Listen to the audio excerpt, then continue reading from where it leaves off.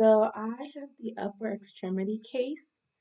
Um, the task that, based on the client's presentation that we saw in the video, when he was trying to pick up the balls, um, they would likely have trouble with things such as picking things up when they're getting ready in the morning. For example, their toothbrush, just picking it up from the surface. Toothbrush, deodorant, cologne, toothpaste, things like that, remote control. They're most likely going to have issues with just picking things up and manipulation. So my intensity metric is going to be basically we're using what we have available. So I have ball paper that has been scrunched up into the shape of a ball that we're going to have the patient use. So in reality, we would probably have about 10 of these here.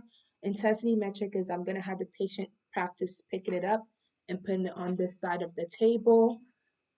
There's actually a pink thing here that'll stand as a target for him to put the paper on. Um, so intensity metric is out of those 10, how many is he able to do successfully? Um, let's say in terms of, I can also do a metric of how many times he has to try with one ball before being able to pick it up and transfer it over, and how many he's able to do honestly successfully. And in terms of, I can also do in terms of timing, how long it takes him to do the task. Those are ways for me to kind of gauge fatigue levels and intensity levels to see if it's actually something that's difficult for him to do and complete. Um, so my capacity building intervention. So the patient looked like he had problems with opening up his hand. So with finger extension. So my capacity building intervention would be um, NMES, just working on the on the on when the electrical stimulation is on, the patient working on trying to open up his hands, and when it's off, then he can go ahead and relax. And so I'll probably do about 10 seconds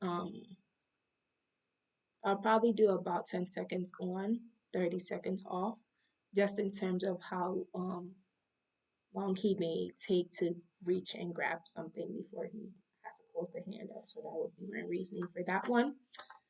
And the parameters would be 400 milliseconds, 40 to 50 hertz, and milliamps would be the intensity that the patient is able to tolerate. So now I'm going to demonstrate what I mentioned before about having the patient being able to pick up an item and placing it here. And the way I'd progress it also is having different sizes of the paper or the ball that he's picking up. And then also we'll work on actually trying, because of the level that I saw the patient was at, I feel like he would be, it'll be very hard for him to try more cylindrical objects such as like deodorant and remotes and things like that. But so we're gonna try this first, see how he does with that, and then progress to more cylindrical objects and more everyday items. So I'm gonna have you right now go ahead and try to pick up each of these crumpled up piece of papers. You're gonna pick it up and make sure you drop it on here onto this pink target.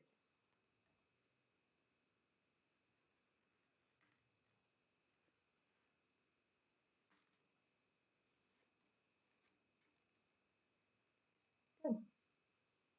Now I'll have you do the other two.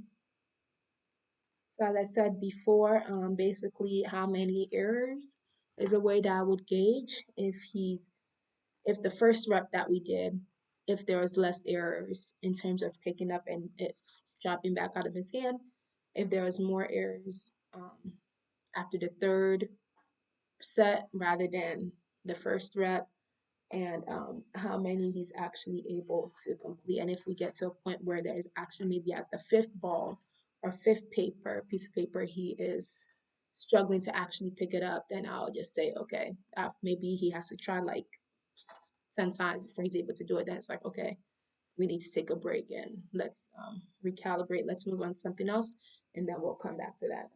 So go ahead.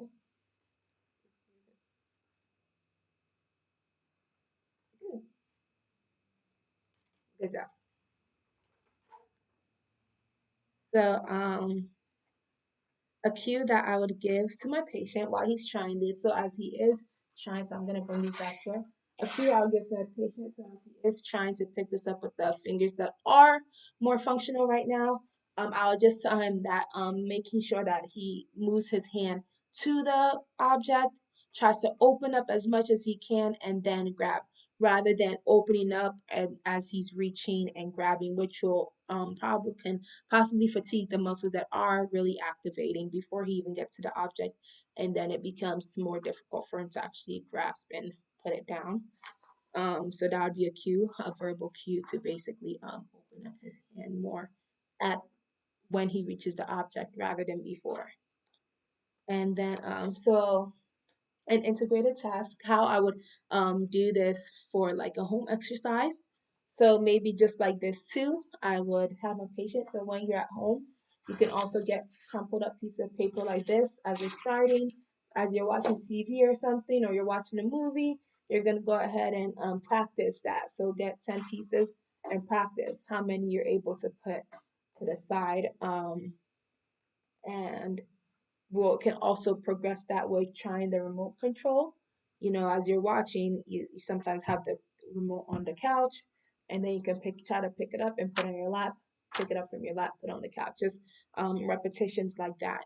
And but one thing I think I would have to be cognizant of in terms of telling him to perform this while he's watching a movie or TV, that could bring in a cognitive aspect to things and actually cause things to be more difficult for him because he may not be focusing completely.